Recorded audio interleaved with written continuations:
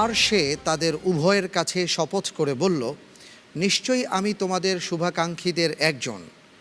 কে কাদেরকে শপথ করে এই কথা বলেছিল?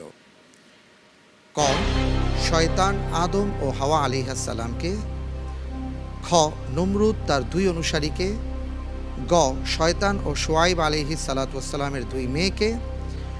ঘ, শয়তান মূসা ও হারুন আলাইহিসসালামকে। ক,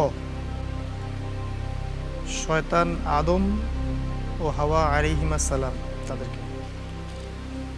ক, জি। লক করে দেওয়া হোক। ক, শয়তান আদম ও হাওয়া আলাইহিসসালামকে এই কথা বলেছিল।